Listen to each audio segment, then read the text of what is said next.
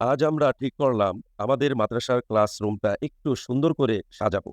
তাই প্রথমেই পুরো ক্লাসরুমের মাপ নিলাম। কোন পাশে কতটা লম্বা, কতটা চওড়া সব হিসাব করে রাখলাম। কারণ ভুল মাপ মানেই পরে ঝামেলা। মাপ নেওয়া হয়ে গেল। আমি আর আমার ছাত্র হারুন বাইকের দিকে রওনা দিলাম। হারুন আজ খুবই উত্তেজিত। কার্পেট কেনার পুরো কাজে সে আমার সাথে থাকবে। বাইকে উঠে আমরা বের হলাম বর্মি বাজারের দিকে।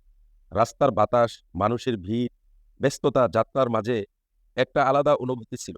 মনে হচ্ছিল আজ একটা ভালো কাজ হতে যাচ্ছে। বর্মি বাজারে পৌঁছেই আমরা কার্পেট খুঁজতে শুরু করলাম।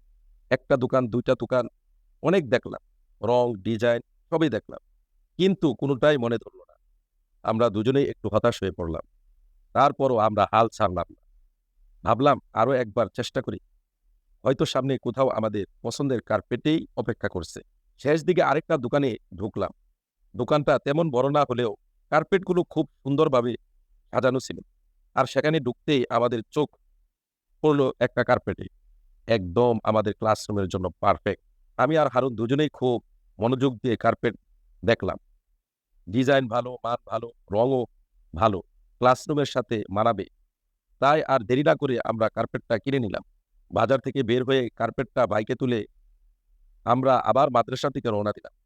ফেরার পথটা যেন একটু অন্যরকম লাগছিল। কারণ বুঝতে পারছিলাম আজ আমরা মাদ্রাসার জন্য ভালো কিছু নিয়ে যাচ্ছি। মাদ্রাসায় পৌঁছতেই ছাত্ররা আমাদের কার্পেট দেখে খুব খুশি হয়ে গেল। তাদের চোখের হাসিটা ছিল আসল মূল্য। নতুন কার্পেটে বসে পড়াশোনা করবে এই ভেবে তাদের আনন্দের সীমা নেই।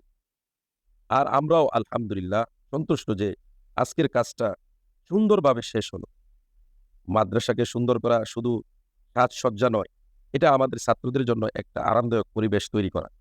আর আজকের এই ছোট্ট যাত্রাটা সেই প্রচেষ্টার একটা অংশ। সকলে দোয়া করবেন আমাদের মাদ্রাসার জন্য। আর আমাদের এই চ্যানেলটিকে অবশ্যই আপনারা সাবস্ক্রাইব করে দিবেন।